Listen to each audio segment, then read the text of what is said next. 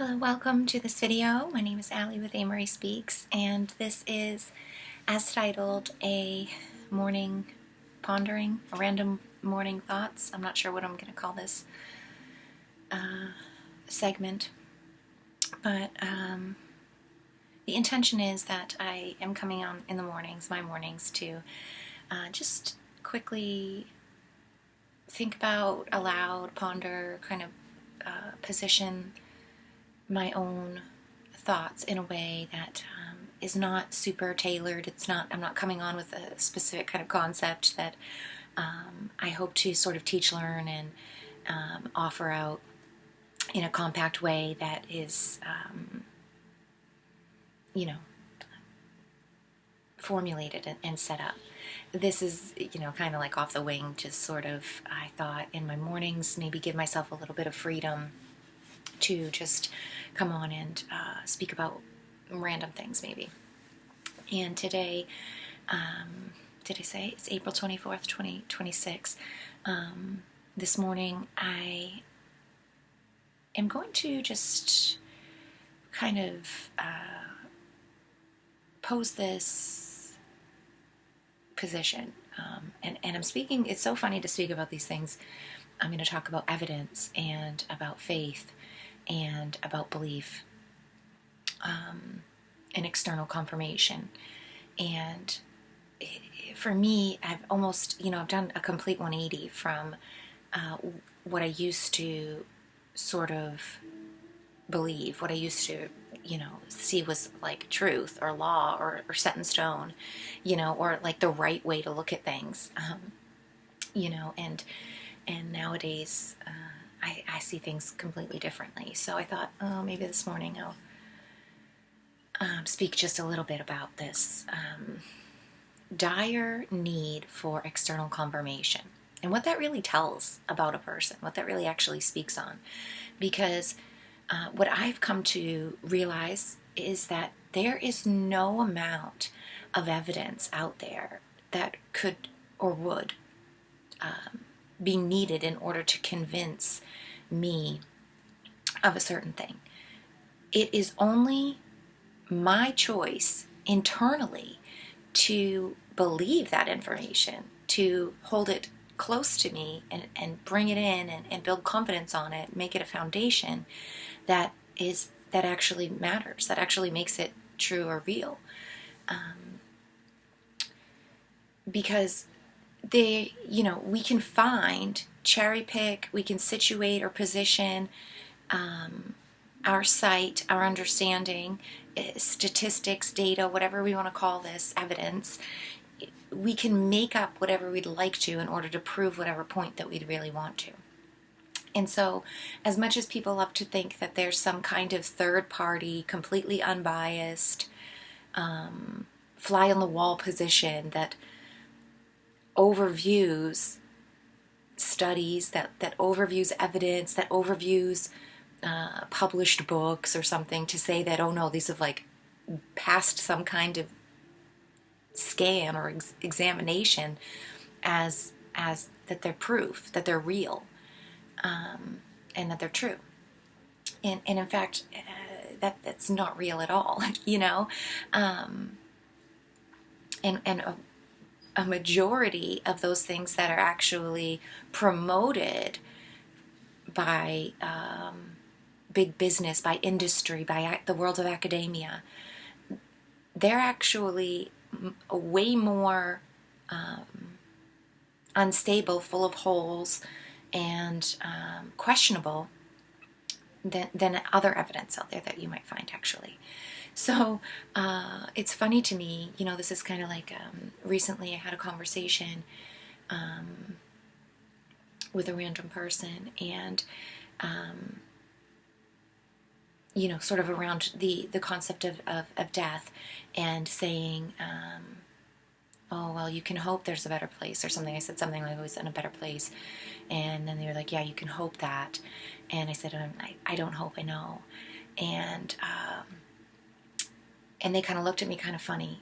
And I'm not somebody who's really forwardly speaks about religion or anything like that, especially to just random people.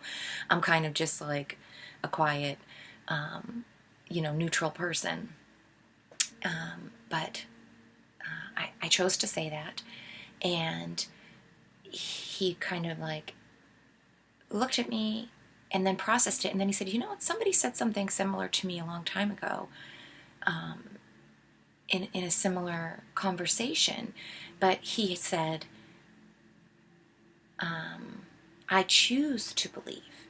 And he's like, that really stuck out to me back then, and it is a choice to believe, to know, to think to say And I said, yeah, exactly. And the second that you make the choice to believe, And how can you not stand in knowing when you've chosen to believe? And people will look at that and act like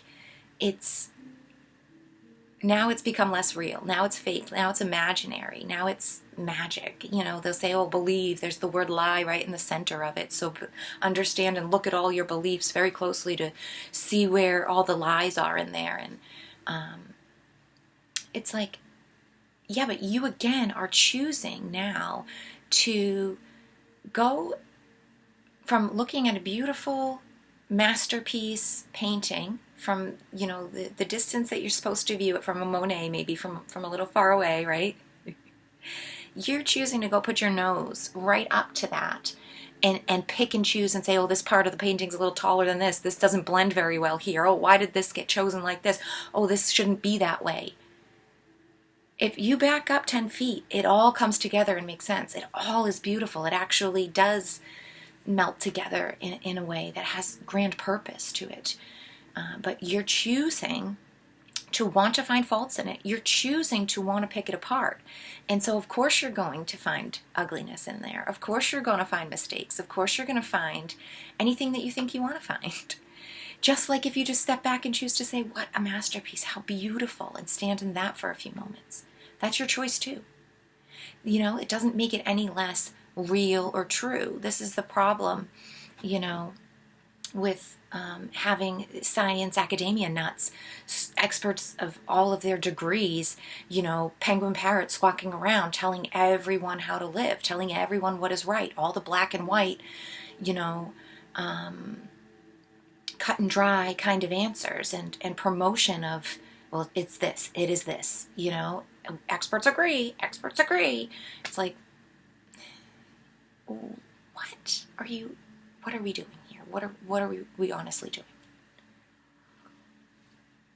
We're choosing yet again to subjugate out our grand power, of discernment, of choice, free will, to another. And that is the lie. That is the incorrect operation. That is the false premise that things get built on. That's the reason that they feel wobbly, that they are cracked, that they are not working out, or that you're not happy, or that you can't find answers that you're looking for, because they're always right there inside of you. It's that you've chosen not to look at it. It's you've chosen to cover it up or push it away into the peripheral, As soon as you choose to bring it into close proximity to you, you'll find likeness in it. You'll find your reflection there, in the truth and the comfort and whatever kind of true external confirmations that ring into you, that seal the deal, that put that stamp on it, that say, yes, this is right, this is real. That can't come from anybody else. There's no one who's inside of you that's going to stamp that stamp for you. And if you start taking other people's seals like they are true to you and putting them on top of things that is meant for your consciousness to stamp, yet again, you are, subjugating out your power of consciousness to another. And you're not living in your own dominion. You're not standing in your sovereignty. And of course, then eventually you're going to feel faulty. You're going to feel fake. You're going to feel like those things fall apart, because you set them up on wobbly, holy ground. Holy ground. It's, things are such it really is such a mirrored reflection of choice, and things I feel are meant to sort of sit the line so that whichever side of the mirror you're on, you can see the reflection that you're seeking. Now for me, I want to listen to those inner tuning forks, to recognize things that are real to me, to recognize things that feel right and real to me. And then I don't need to worry about external validation or confirmation. Then I don't have to worry, if I say this idea or show this piece of writing or that I'll offer out this book or mention this person, that I don't care whether another person has a good response to it or a poor response to it. It's not going to shake my foundation. It's not going to throw the baby out with the bathwater. I can actually comfortably have conversations around those things, and not worry about if somebody wants to scratch at it or pick at it or look at it from this angle or shine light on it in this way. I'm ready to see whatever they see as well, because I honestly feel it's real. I honestly feel it's true and worthy of looking at from all angles and really understanding. It's fear and worries that cause us to not want to look at a thing, especially if you think you have something really special and you're looking at it this way and it's meant to do this thing, and you want, like, I sometimes say this about a house of cards metaphor, It's like you build up this house of cards and you spend so long to get them just balanced correctly. It's like, don't breathe on it, don't look at it, don't shut the door, open the windows, no, don't, I spent so much time on this, don't mess it up. But if that's the case, then it's not meant to last. It's not built on stability, and you should actually encourage people. You should want somebody, blow on it, open the window, stamp around. Does it fall? If it falls, we'll have to rebuild it because it's supposed to stay,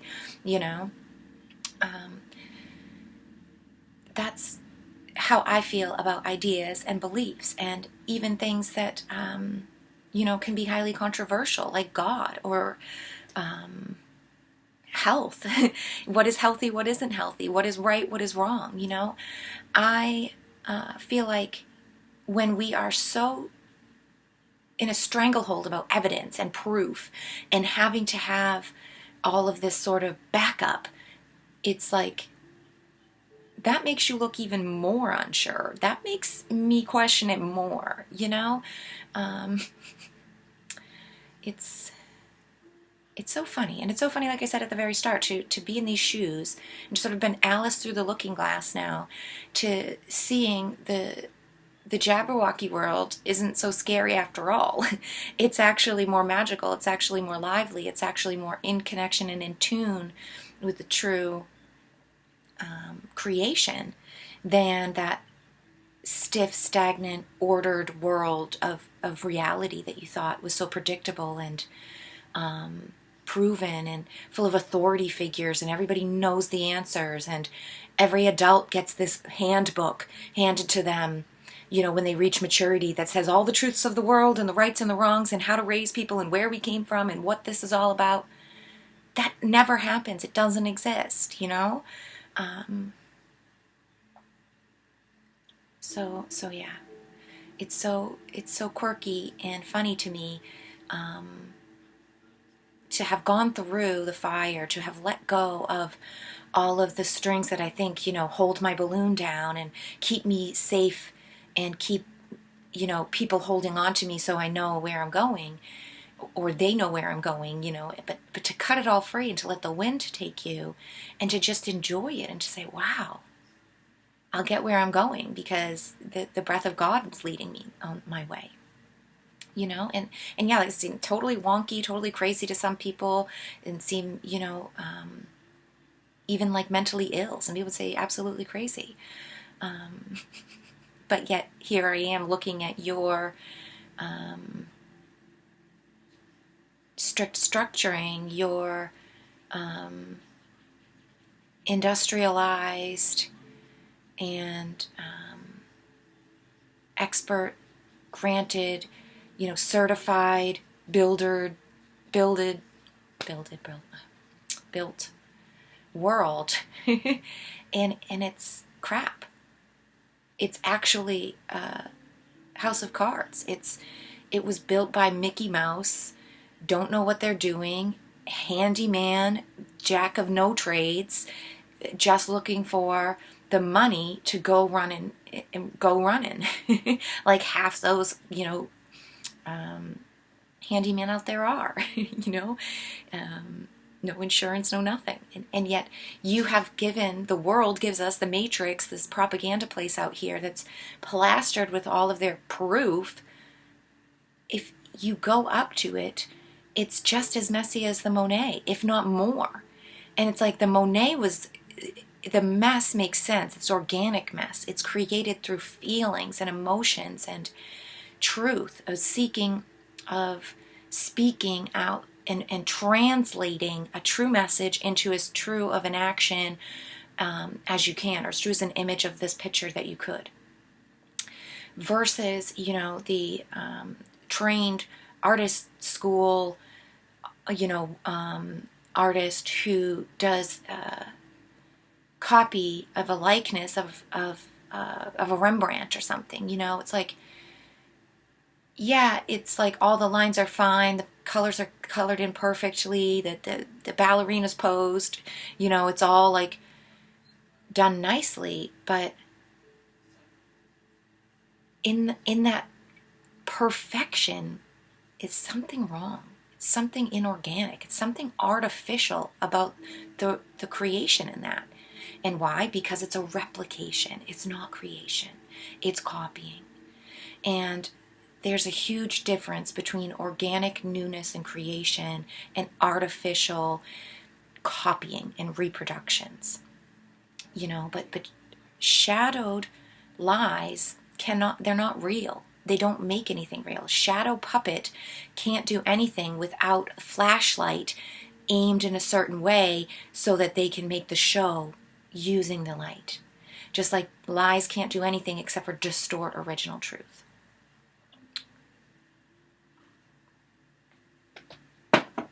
So anyways, that's going to be me. That's going to be my little chat for this morning. I don't have too much time. I'm going to get going on my own stuff. So, yeah, that's just been kind of, you know, on my mind, kicking around rocks, thinking, you know, how blessed and amazing I feel and really am to have had this sort of flip, to have been tossed off of this firm pillar that I thought I was standing on with universities and all this research and all of these, you know, labels and degrees and proofs, you know, and being tossed off of it, and then to find actually the ground's more firm. Actually, when I think for myself and I use true logic and discernment, yeah, maybe some of the things that they're attempting to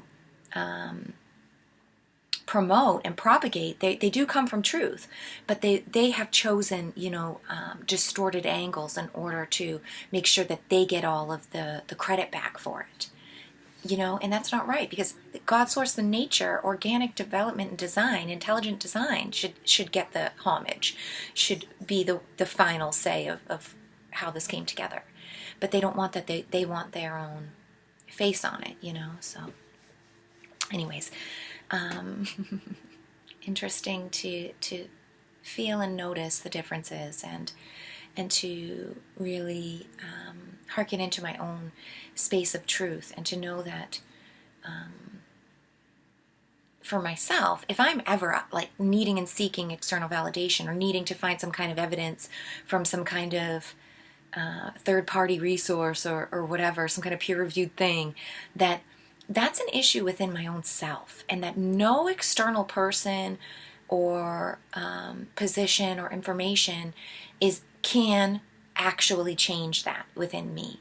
It's something that intentionally, consciously, choice has to happen in order to resonate with that, in order to actually name a claim to that and bring it into me and say, okay, this is real, this is true to me, this makes sense. So, yeah, getting away from needing more and more of that, and being happy with what you have will really, you know, and that's a metaphor for so many things, but it really, you know, clears the space and lets us look with fresh eyes. And then maybe the things that you took in that you thought were so true, they start to change and alter. And that's okay. We shouldn't let that shake and ruin our whole world. And now we've got to throw the baby out the bathwater, you know, scribble over the whole drawing, white page it, get a new one, and start. It's like, no, actually, there's a little tweak made. There's a little definition or differentiation created now with this mix up, this little cloudy confusion that we have here, that it can add flavoring, it can add depth, it can add something to what's, the bigger picture is coming along here.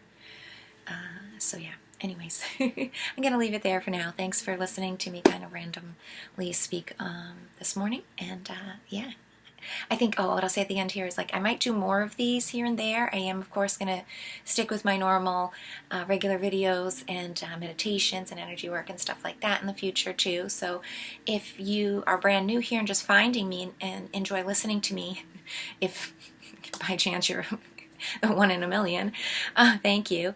And I have plenty of other videos on my channel, as well as my old channel has a couple hundred videos over there as well on, like, energy work and exchanges and systems. So yeah, if you're looking for a little bit more content, metaphysical stuff, or different information in that sense that's just not personal, you can certainly find that. And I'll be back with more videos in the near future as well. And you can certainly just see me for new stuff, But thanks for your time. Thanks for your energy. Thank you so much for listening to me. And I'll see you next time.